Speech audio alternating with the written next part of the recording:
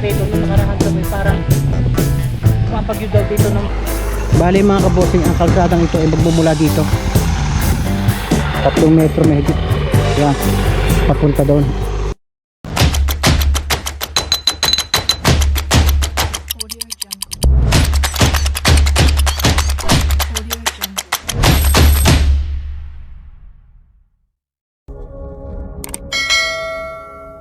Yes, magandang umaga sa inyo mga kabosing. Good morning, good morning.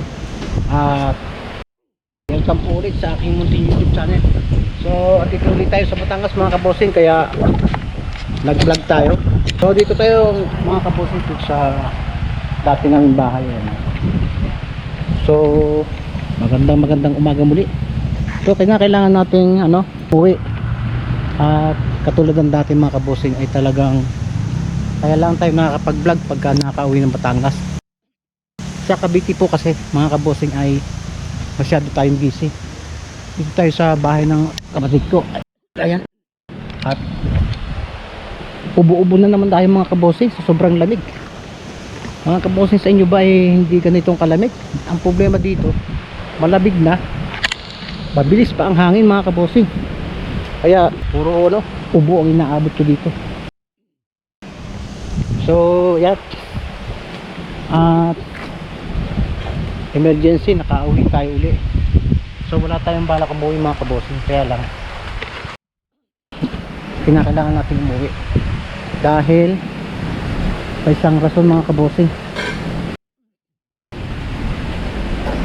Tumawag kasi at nakausap ko si ang kapitan dito sa sa Maysang.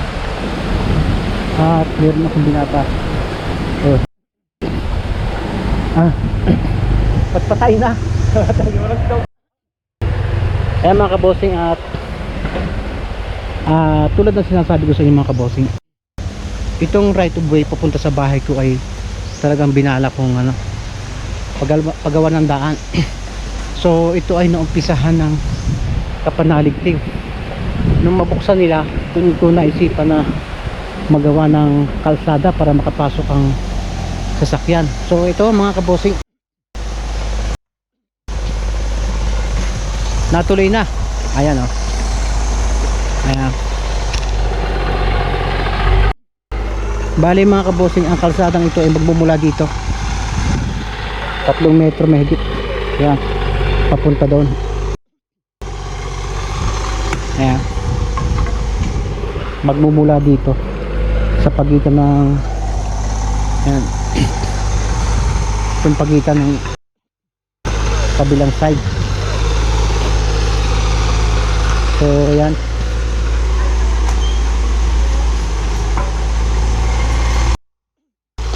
so hindi ko akalain na magagawa ito ngayon.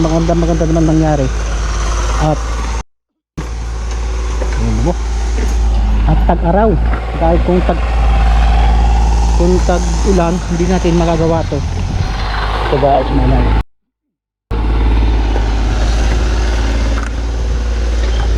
asa na initan ng kape mo? Kaya mo muna, bibigyan ko kape. Yan, may dadaan sa baba. So ang bakong yan mga kabosing ay inarkila ko sa mga pinagpinsanin ko na rin ang kapitan dito sa amin sa lugar namin, sa aming barangay, kay Kapitan Fred Balani mga kabosing. Shout out sa iyo mga kapitan, salamat sa So andito yung isang baboy ko na natira. Nasaan na ba yun? Ayan. Ang laki na.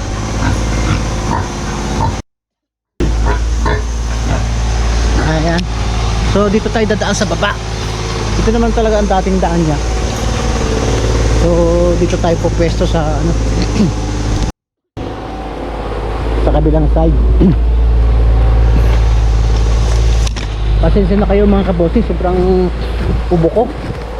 Dahil alam naman ninyo, ako ay bubuhin, lalo kung gantong malamig ang panahon. Nagmula ito ng huling uwi namin dito sa bahay. Parang nalamigan ako masyado. Kaya ano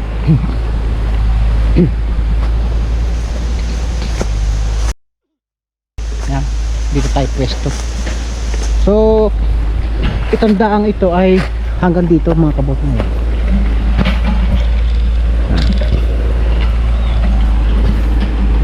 Hindi ko lang alam kung gaano katagal gawin to.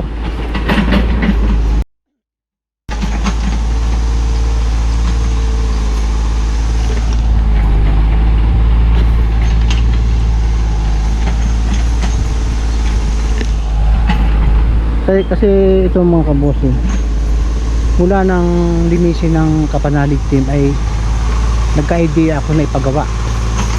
So ang bala ko sana dito mga kabossing ay temporary tao muna ang makadaan. At alam naman ninyo, ang markila ng equipment ay hindi basta-basta. At salamat naman sa kapitan namin at ako'y ginabayan. Hindi tayo siningil ng mahal dyan, mura lang, parang ang tulong na lang eh. Hindi, kumuha ka ng kape sa bahay oh. Mag-init. Oo, diyan ka na mag-init. Pag ako na eh, hindi naman mag-init. Oo, doon ilabas mo yung ano dyan sa lamesa. May asukal tingin mo at saka mga tinapay daw, sabi Aya. Tingnan mo na dyan, meron daw dyan.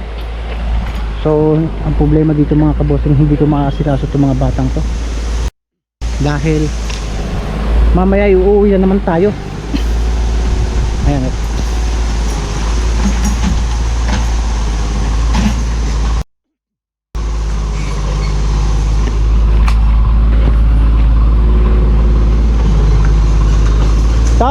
Don!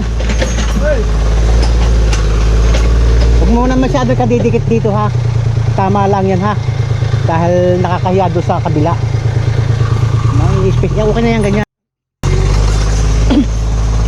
So hindi na natin kadidikit po sa pagitan. Dahil nakakahiya doon sa kabilang side. Bale itong side nito mga kabossing ay, pag hindi ako nagkakamali, pag-aari na ng Fantasy World mga kabossing. Kaya lang may mga bahay pa rin. Mga kabossing, at dito pa rin tayo sa bahay. Bali pinag-merienda ko muna yung operator ng bakot saka yung helper niya. So ang nagiging problema natin mga kabossing ay hindi natin sila mapapakain dahil walang mag-aasikaso. Yun. So nagsabi rin naman ako sa take up na hindi ko mapapakain yung mga tao dahil yun nga, wala kami dito wala si Mrs. dito. So okay naman daw, sila nang bahala. Ang alikabok talaga oh.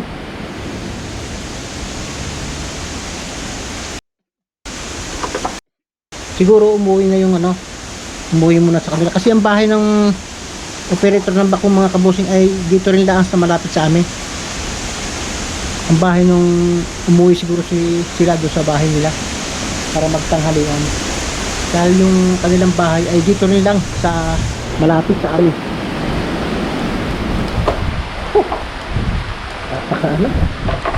Pati yung yung mga gamit ko nagsalin para na. So yan, mag-business ako ng konti dahil napakaraming dako ng niyog. Talagang murang magagawang linis dito dahil nakakalipat ng dako ng niyog. So yan mga kabossing, at tingnan natin yung mga naumpisahan nila dito. Mamaya bago ko umalis diligan ko yan yung kamatis na yan. So yan, at least natuloy din yung yung bala ko na paggawa ng kalsada itong kahit yung break punta sa bahay ko dahil ito ang nagiging problema ko ngayon compare dun sa mga pinagbahay ng utol ko na sa tabi ng Barangay Road. Mas pinili ko na lang dito kahit medyo magastos dahil nagagawa pa ako ng daan para makapasok, para wala nang maraming chichiburitse. Alam naman yung mga kabosing, ayaw ko ng stress, kaya mas pinili ko dito sa lugar na to. Unlike talagang ang mangyayari sa akin dito ay ano, talagang magagastusan ako sa pagpagawa ng daan. So ang daan ito, pagka nasolo ko ang gastos nito, so magiging private ito. So may nagsuggest sa akin na i-donate ko daw sa LGU para magawa ng kalsada at ako hindi na magastusan. Iniisip ko naman mga kabosing, pagka dinonate ko, hindi na ito magiging private, magiging public na to. Kaya mas mabuting ako na lang ang magpagawa. So dito niya inumpisan sa gitna. Ayan. Kasi baka abutin pa tayo ng tag-ulan mga kabosing. Medyo mahihirapan. Ayan o. Nag-umpisa siguro mga 11:30 na. At ang sabi, aabutin daw ito ng 3 days na bago matapos lahat na. Yeah. So yun, ay binunot pala yung yung buo, puro na avocado. Yan. So yan ang mangyayari, bali babawasan pa ito mga kabosing, tutulak dyan. At salamat ulit kay Kap Fred Palani sa pag-aagapay sa akin sa pagpagawa ng kalsadang ito. Mayroon din siyang taga-tulak. Ayan mga kabosing, bukod sa bako may pinaka-grader din. Ayan. So ito ang magiging daan, mahigit 3 metro, yun lang, kasi lang talaga ang sasakyan mga kabosing. So hindi ko ito bibidyohan mga kabosing dahil mamaya paalis na tayo.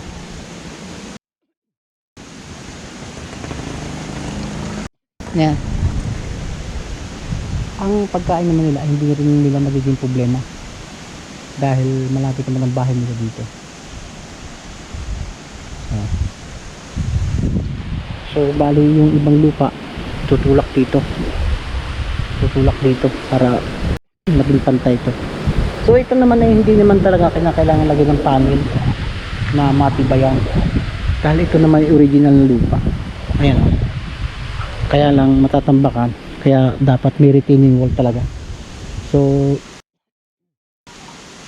ang estimate ko dyan nasa 500 hollow block hanggang doon, ganyan. Ayan. Medyo tanghali na sila nag-umpisa dahil tanghali ako dumating. Hindi sila kasi nakapagawa dahil inintay pa. So abutin yan dito, ganyan.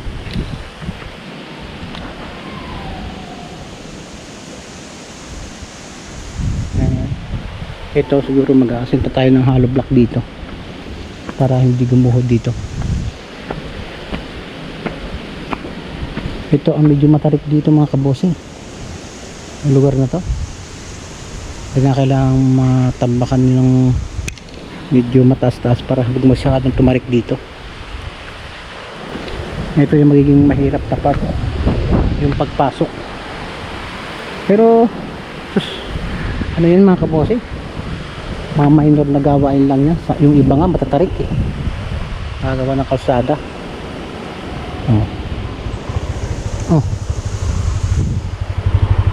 Galing ayan siguro kailangan matambakan talaga dito sa part na to para huwag masyadong matarik dito, then bubutasan pag kalsada ang daan para makadaan din sila. Itong daang ito ay hindi ginagamit pagtatagulan dahil madulas, kaya dapat medyo magtambak doon para hindi tarik dito.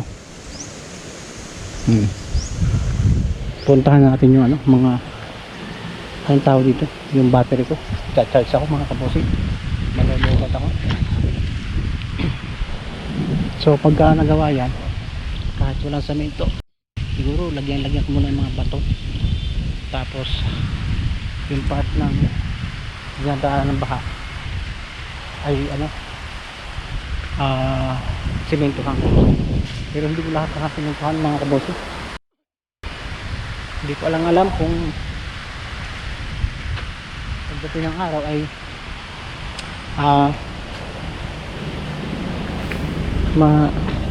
kulang ang mga kalabang dyan.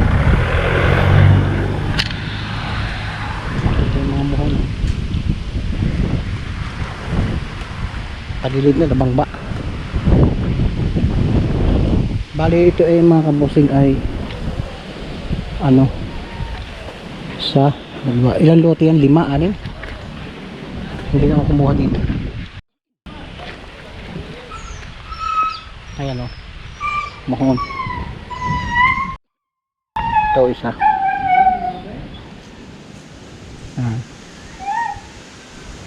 Hindi na ako kumuha dyan mga kabossing.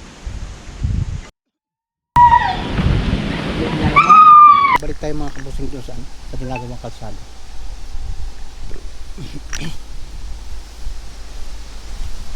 So mga kabossing, hindi ko ni-expect na magbabahay pa ako dito sa Batangas. At itong mga frontage dito, pwede naman ako dito kumuha ng isang lugar kung saan ako pwede magbahay.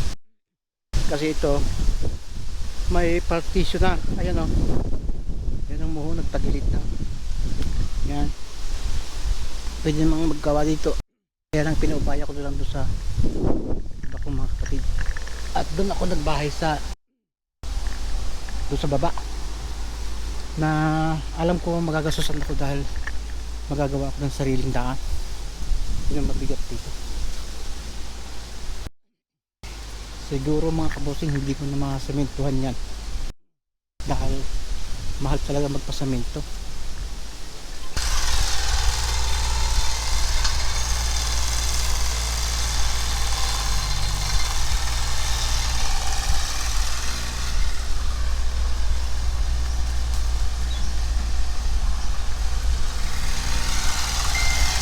Kaya mga kabossing,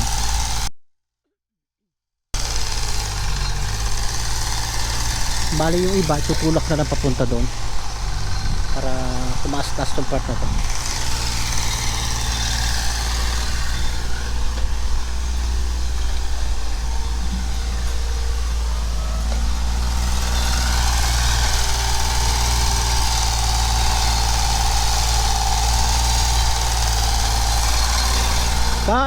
Son! Anong plano mo dyan? Tutulak mo yun doon? Oo. Kasi maganda kasi makapagtambak tayo ng lupa hanggang doon sa santol para hindi masyadong matarik yung bungad, ha? Diyan na lang kukuhanin natin kahit medyo lumalim dyan, basta may tulak doon. Walang lupang paglalagay. Yan ang mga operator ng ano.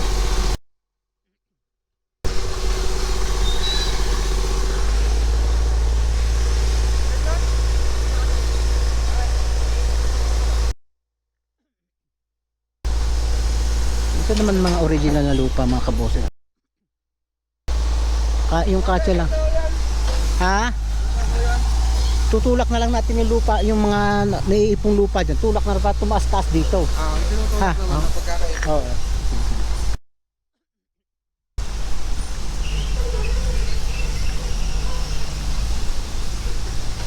Yan.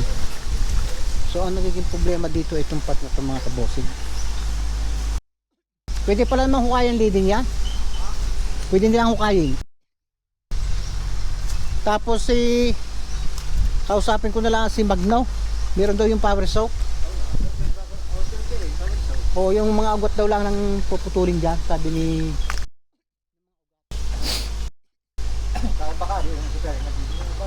ha? Ay hindi na mahuhukay yan. So ang mangyayari diyan, medyo tataasan to. Tapos dito magkakabutas pa ganyan.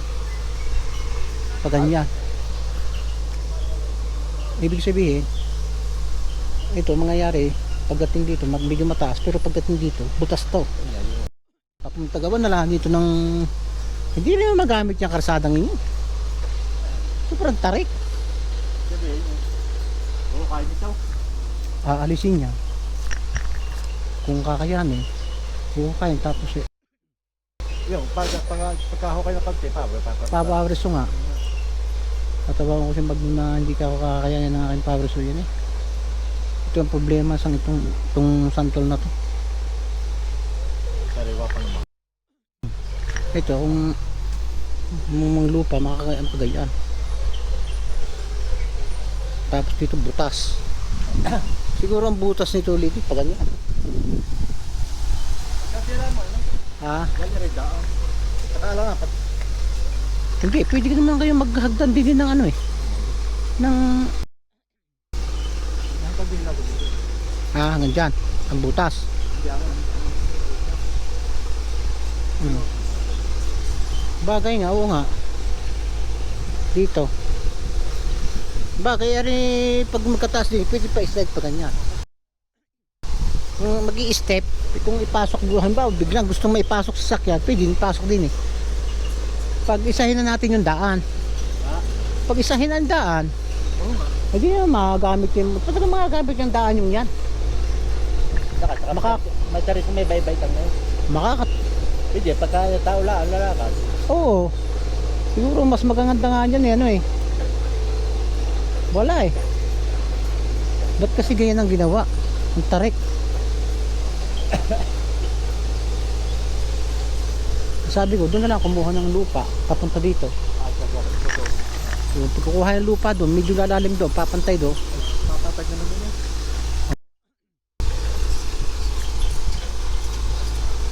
Wala yung mga batang ari marunong mag-drive.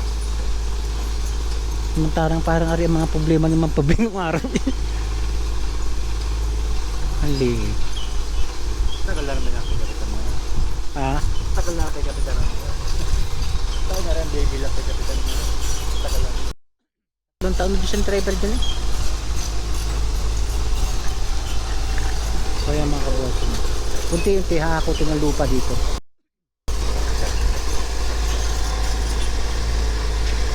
Hindi na lang kasadang isasagad dyan. Nakakaawa naman yung bahay.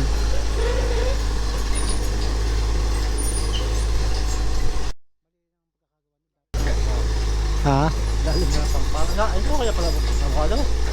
Okay nga. Mali din ang pagkagawa niya. Dapat hindi masyadong pinasok dito. Banda-banda. Banda-banda roon. Masyadong dinigit dito. 3 araw daw yun. 3 araw. Yan. Malaki. Ano ba? Pura po. Ang oras niya. Oo, 5. 4 oras yan. Yan mo kaya. Sabi babawasan daw naman niya.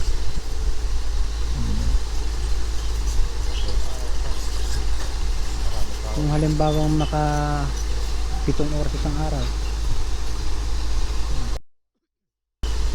May higit. Oo. Higit pa yan. Nakakatawag ka dito ang oras. May akong tumawag. Kaya mga kabosing unti-unti ng ano. So talagang dito nagka-problema eh. Sa part na to. Ay malalim din ang Pero ang tingin ko dyan, di lang ako mag-aasinta sa may party na yon. Doon, hanggang din eh.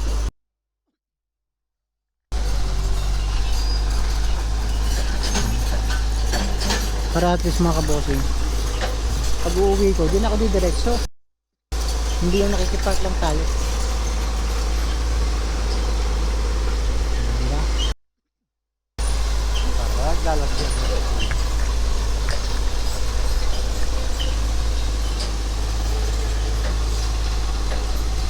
Wala bang kinta yan?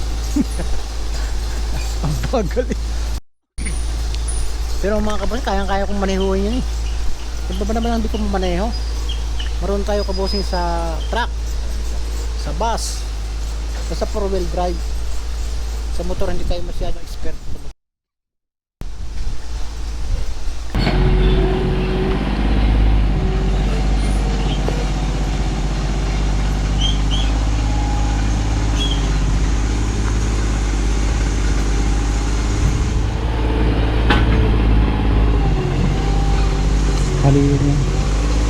Bali ito mga kabosing babawasin, dadalhin doon sa kabila.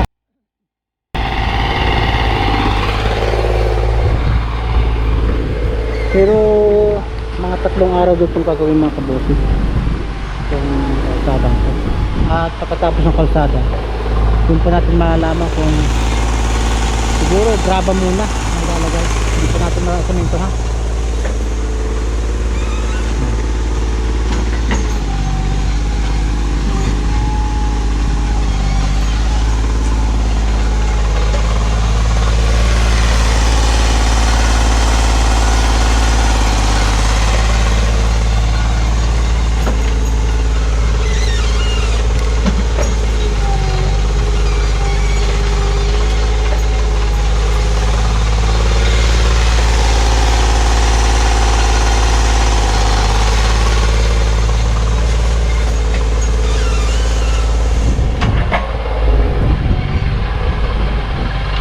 So yan mga kabosing ato no, uwi na tayo.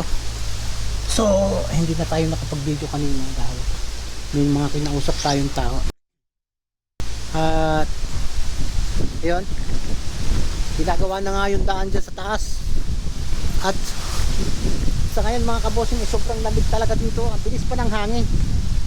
So diligin natin ng konti yung ano, yung aking tinanim na kamatis doon. So masaya ako mga kabosing kasi tawakas ay ano na, magawa na ng kalsada yung ano, yung daan dito.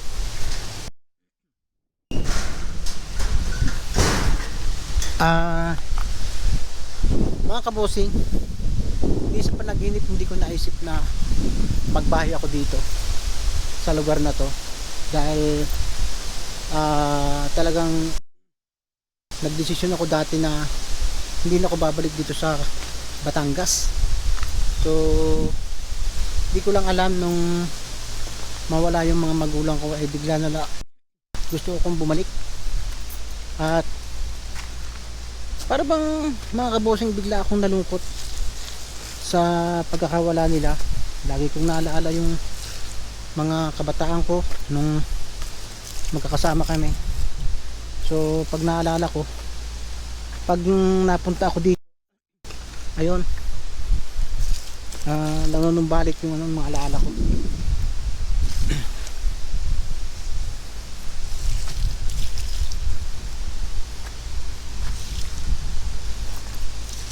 Diniligan natin mga kabosing yung ano, yung ibang mga kamatis ang daan bunga. So yan, sinabi ko rin doon sa mga gumagawa na pasensya na kayo, hindi ko kayo maasikaso dahil ang ano ko nga, kami ay hindi taga rito mismo. Sabi naman nila okay lang, naunawaan naman nila. So yan, uwi na tayo ngayon. At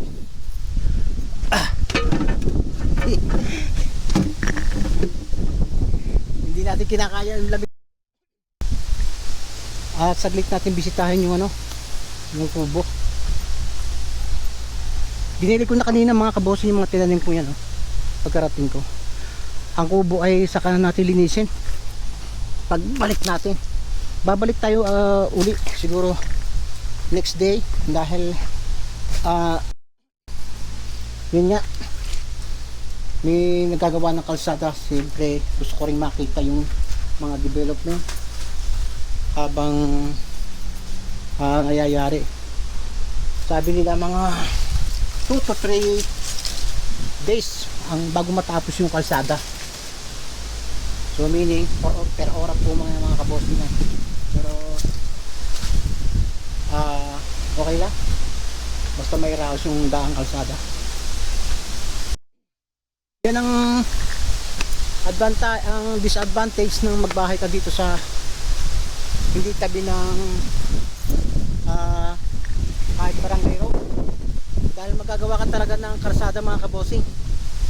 Kasi kung hindi ka gagawa, so medyo mahihirap pag-alis mo at pag-dating, lalo kung may mga dala kang gamit. So again, salamat din sa Kapanalig team na nagbukas sa isip ko na ayusin itong lugar na to, especially kay Kapanalig at sa magkapatid, kay Kautol, na siya ang nagbigay ng suggestion kung ano ang magandang gawin dito. So ano pa man ang maging desisyon ko, ating Kapanalig, so yan, pamutlay na lang. At ako naman ay yun nga, katulad ng nasabi ko sa inyo, parang sa kanila ko nakuha yung idea na i-develop yung lugar na ito mga kabosing. Ang totoo nyon mga kabosing, ang plano ko lang dito ay magawa ako ng kubo katulad ng nasabi ko at pahingahan lang. Pero yun nga, naging semento, then napasama pa yung Kapanalig team, Kapanalig. Kung hindi man matuloy ko ang plano ng Kapanalig na campsite, ang buong Kapanalig team po ay welcome po dito sa lugar ko, dahil sila po yung nagbigay ng bukas sa isip ko na ano to, develop ko mga kabosing.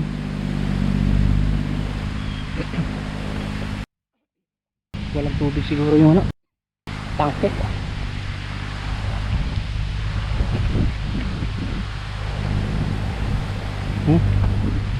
Marami pa. So yan, ito ay kung mapapansin nyo na wala uli ang damo, pinabombahan ko uli mga kabosing ang damo to sa aking bayaw. So salamat din sa bayaw ko na siya po yung nag-aasikaso minsan dahil siya malapit. At siyempre kahit nagbabayad tayo ay tumatanong tayo ng utang na loob doon sa bayaw ko, doon sa yan dyan sa bungad ay hindi.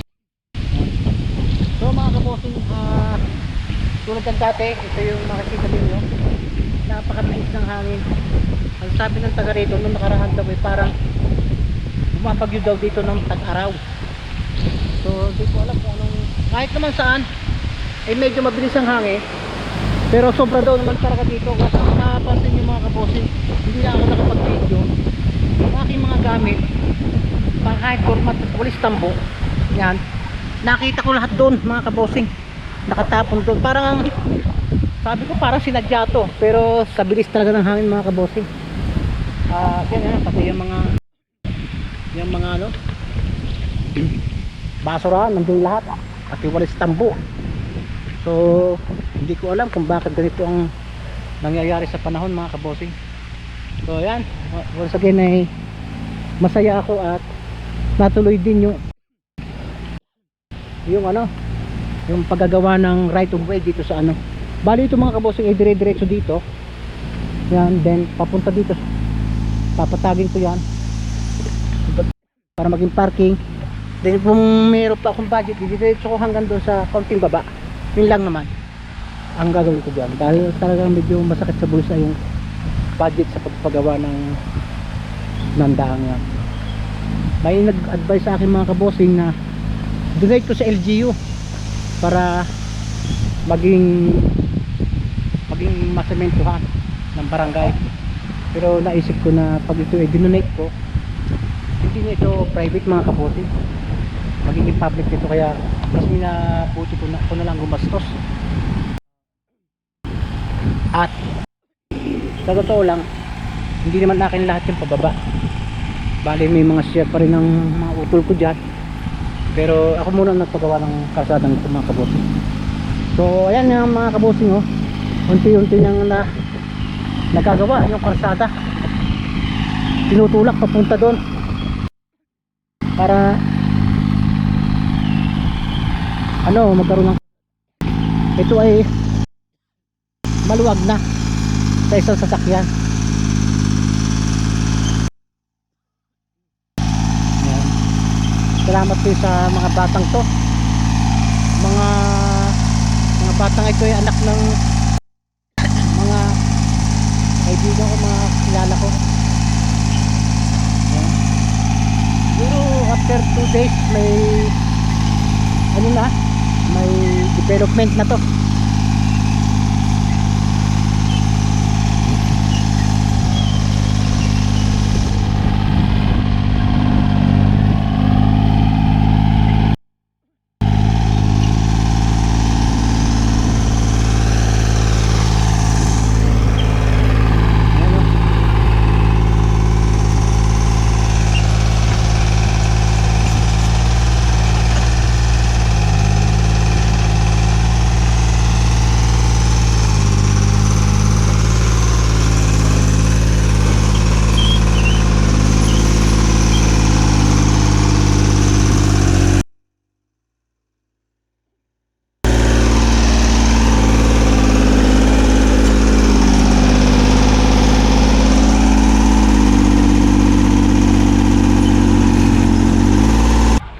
So yan mga kabosing, at uuwi na tayo.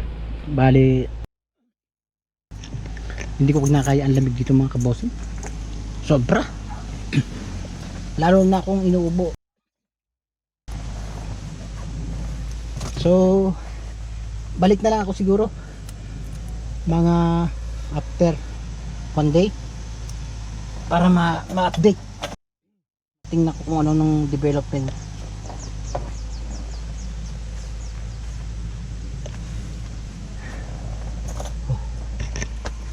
So, makarating dito tayo sa Cavite mga gabi na.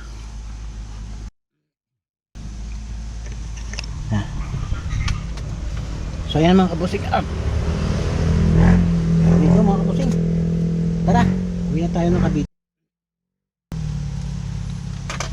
So ayan mga kabusing, at dito tayo sa hardware. Bibili tayo ng pauna tayo ng order. Anong tawag dito? Yung semento saka hollow block. Nawala yata yung listahan. Wala. Bili tayo mga kabosing. Pa-reserve na tayo.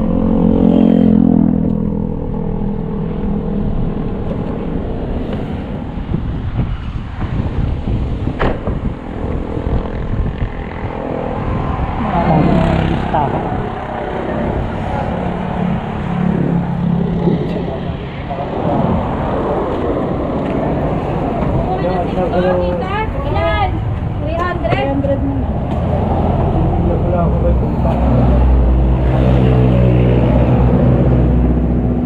Diba nasa iyo pa yung listahan na ginawa mo kanina? Patingin nga. Nawala na sa akin yung listahan mo eh. Saka ate yung papel na ganito.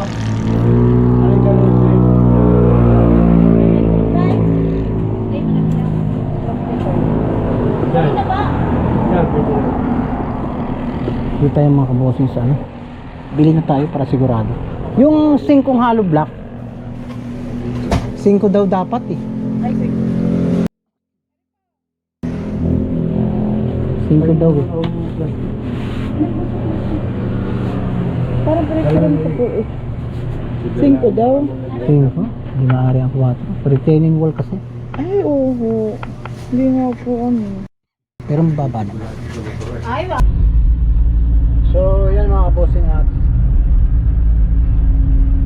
siro ko maaga susunod yan sa daan yan. Pero pag natapos naman ay nakakatuwa naman ang development kung sakali matapos. So muli ako yung nagpapasalamat kay Cap sa pagpapagamit ng ng bako niya. Kasi medyo pagka ganitong nasa bundok na, medyo mahirap paghanap po ng ganyan. Salamat naman at meron siyang available na pinirerentahan ayan, maliit na bako. So kung malaking bako naman ang gagamitin natin, masyadong malaki kaya yun na lang ang ginamit natin. So ang lamig dito mga kabosing. Bala ko sanang dumaki na Kapanalig pero wala na. Kaya tinanghali din ako ng punta dito sa Batangas. At totoo niyan ay inatake ako ng acidic nung gabi, kaya sabi ko parang hindi ako makakauwi ngayong araw na to. At salamat naman at medyo natibay pa yung pakaramdam ko kaya nakapunta tayo. So yan mga kabosing, at hanggang dito na muna ating vlog. So sana po ay sinamahan niyo ko sa video na to. At muli ako po ay nagpapasalamat sa mga nag-subscribe at nanonood ng aking video at lahat ng supporters ng Kapanalig team. Marami pong salamat sa Team Kahon mga kabosing. Marami pong salamat sa inyo. Sana po ay tayo po ay magsama-sama hanggang uli at laki pang aking dalangin na lagi tayong maging masaya kasama ang pamilya. Maraming salamat mga kabosing. Until next video na lang. Bye bye.